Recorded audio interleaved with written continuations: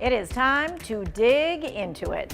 Guilford County Schools confirms one of its schools now has a mold issue. District leaders say Southern Elementary School has mold in its media center. The school's principal says the media center will be closed next week so a contractor can clean and remove that mold.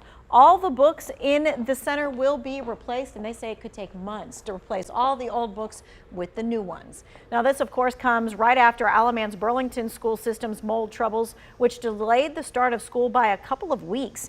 The ABSS district found mold in more than 20 different schools, including some with toxic mold. It costs millions of dollars to clean those buildings. Well, the mold issues have so many of us asking questions, which is why Brian Murphy of Mold Patrol joins us. He is a certified air quality assessor and certified mold remediation contractor here in the Triad. Thanks so much, Brian, for joining us. I know you're in Tampa doing mold remediation there after the hurricane. Yes, ma'am. Currently, that's where we're at. Yeah. Okay, so I appreciate you taking a break from this. So many of us have been watching what happened with Alamance Burlington schools. We're now watching what's going on with Guilford County schools. And I think the question that a lot of us have is, how do the schools get into this position with all this mold without knowing about it sooner?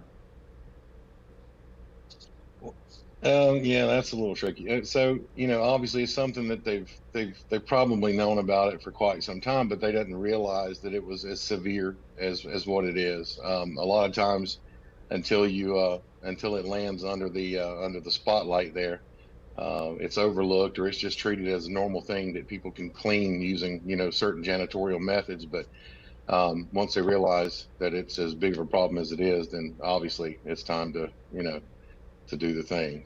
So schools are different than other buildings in that a lot of times during the summertime and stuff like that, they may not have classes, they don't have the traffic through them, maybe people aren't checking certain rooms as often. Does that lead to the mold and kind of help that?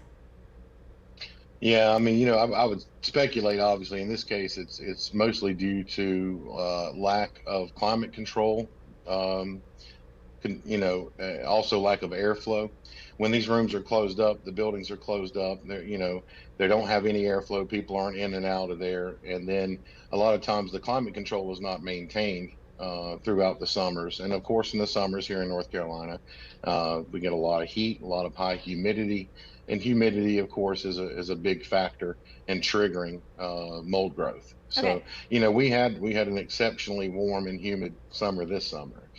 Right, and so that maybe have caused it to grow faster at a faster rate. Absolutely. So when people look at what happened in the schools, they think to themselves, why doesn't that happen into our homes? But it kind of does happen into our homes if we leave them for a certain amount of time. Tell me a little bit about your experience with that. So yeah, we've actually ran across this quite often. People will go on vacation, they'll go out of town for a few weeks or a month, they'll go overseas to Europe or something, and they come back and they go, oh my gosh, my there's mold growing on my clothes in my closet, or mold growing on my furniture. I didn't notice this before. Well, again, kind of the same situation. People set their HVAC thermostats up on 80 degrees thinking, well, it doesn't really have to be cool and comfortable in here. But of course, it's a harder time for the climate control or the HVAC to combat the relative humidity, which triggers the mold growth. So that, and lack of airflow, no dehumidification. So that causes mold growth to kind of take off running, Mm-hmm. Okay, so it can happen that fast, even in our own homes. Is there something that even we, just regular everyday people in our homes, that we're doing wrong that could lead to mold growth that we don't know? I wouldn't necessarily say it's something that people are doing wrong. I would say it's life. We're all busy, we're all working, we've got kids, we've got, soccer or sports or dance for the kids or whatever. And so there's things that we just kind of overlook. I'll tell you, there's three things required in order for mold to grow and to become excessive. That's oxygen, food source, and moisture.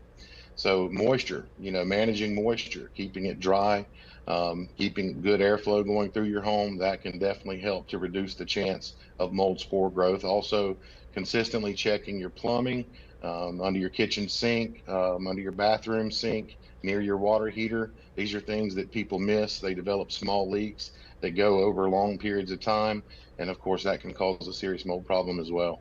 Mm-hmm. And so people are thinking to themselves, you know what, I have seen a few spots here and there. Let me just spray it with some bleach and I'll get rid of it. And you say what to that? Well, bleach. Unfortunately, bleach does not kill mold spore. It's mostly water. There's sodium hypochlorite in bleach, which is pretty much immediately outgasses the moment you spray it. Um, so again, bleach doesn't kill mold spore. There's over 120,000 known species, the majority of which can cause issues with people. And it's always best to use a specific targeted antimicrobial agent.